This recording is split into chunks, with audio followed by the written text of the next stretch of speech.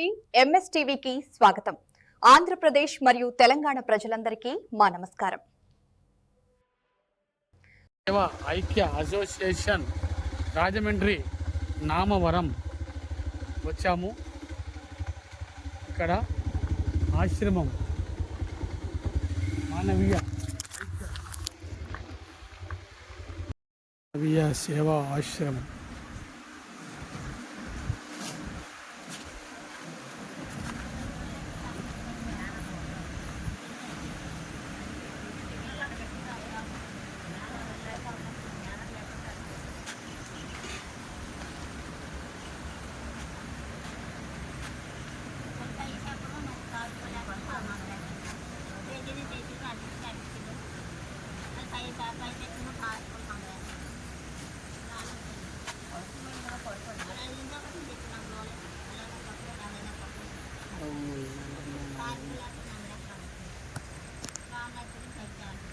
అలా తీసుకుంటూ ఉంటుంది.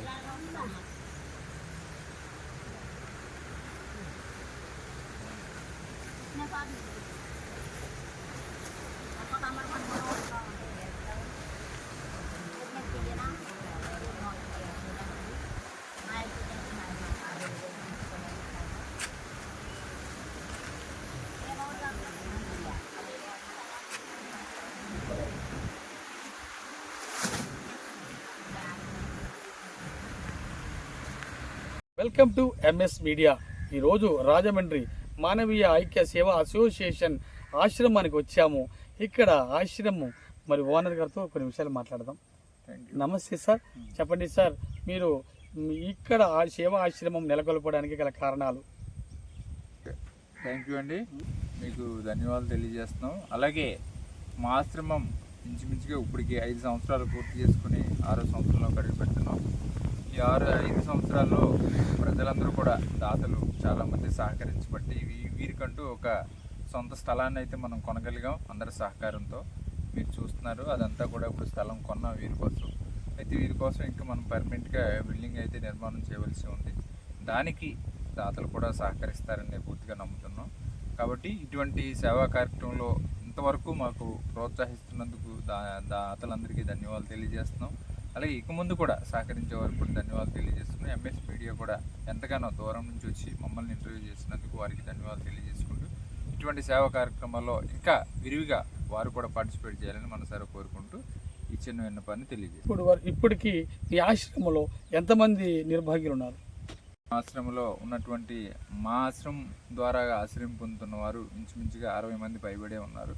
వీరందరూ కూడా ఒక రకంగా చెప్పాలంటే మంచం మీద ఉండి వారి పనులు చేసుకోలేని వాళ్ళే మా దగ్గర ఎక్కువ మంది ఉన్నారు. 60 మందిలో ఇంచుమించు 50 మంది మంచం మీద ఉండి వారి పనులు చేసుకోలేరు. మన పని వాళ్ళతో వాళ్ళకి అన్ని పనులు చేయించాలి. పని వాళ్ళు కూడా మాకు బాగా సహకరిస్తున్నారు.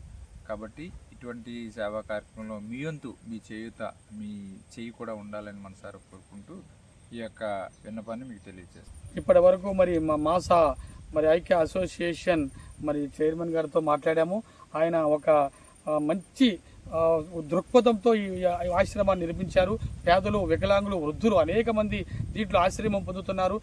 డైలీ వాళ్ళకి భోజన కార్యక్రమాలు, అన్ని ఆరోగ్యంతో పాటు అన్ని రకాలుగా ఆయన ఎంతో కష్టపడి ఈ యొక్క ఆశ్రమాన్ని నడుపుతున్నారు. కానీ సొంతంగానే నడుపుతున్నారు.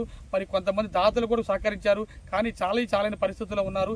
ఇంకా దానికి ప్రభుత్వం గారు కూడా తోడ్పడి వాళ్ళు కూడా కొంత సహాయం చేస్తే ఇంకా ఆశ్రమాన్ని ముందుకు తీసుకెళ్తాను, ఇంకా అనేక మందికి నేను ఆశ్రయం కల్పిస్తానని ఆయన మనకి వినిపిస్తున్నారు. దయచేసి గవర్నమెంట్ కూడా ఇటువంటి వారిని ఆదుకోవాలని, దీనికి ఎంతో సహాయం చేయాలని మేము కోరుకుంటాం. Thank you very much MS media.